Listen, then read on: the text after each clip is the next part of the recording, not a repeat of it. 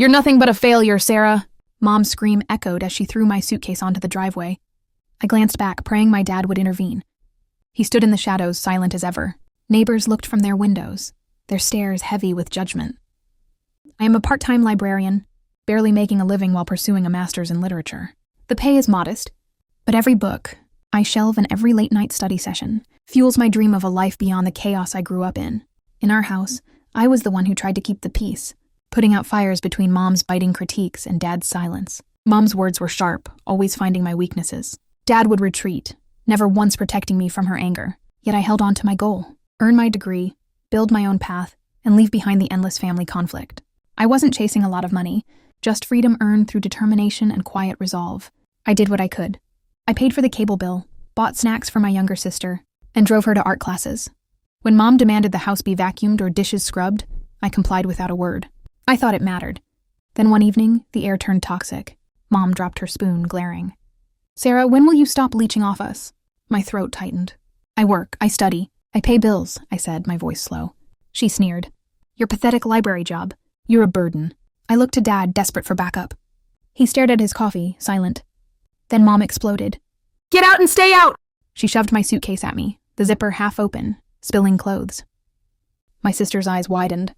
Dad didn't flinch. I stumbled outside. The door slammed, the sound ringing in my ears. Soon rumors spread. Mom told relatives I was a slacker, a selfish daughter who ditched her family. Her lies took root unchallenged. I stayed away, but my sister's calls pulled me back. One night, I visited. Dinner was laid out with plates for everyone but me. I stood awkwardly. "Where do I sit?" Mom's eyes stayed on her food. "You're not family. You don't eat." My sister looked down, silent.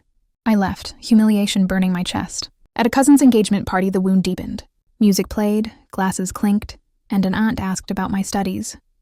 Before I could speak, Mom's voice cut through. "Sarah's too busy with her books to care about us." Smirks spread.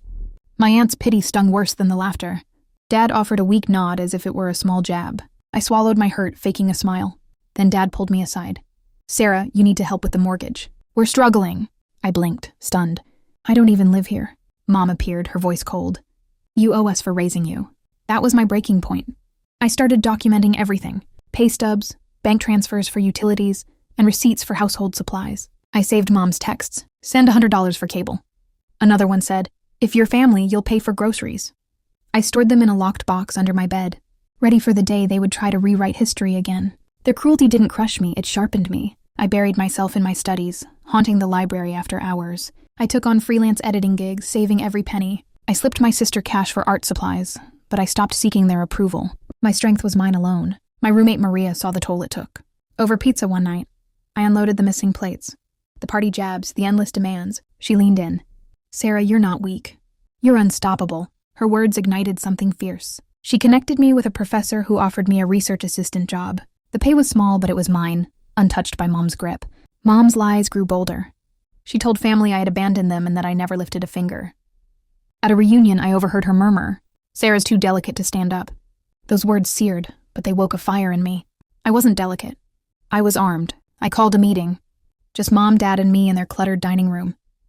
My box of evidence sat before me, heavy with truth. I opened it, sliding receipts across. "This is what I paid. This is what I did. And this is how you lied." Mom laughed, dismissive. "A few bills. That's nothing."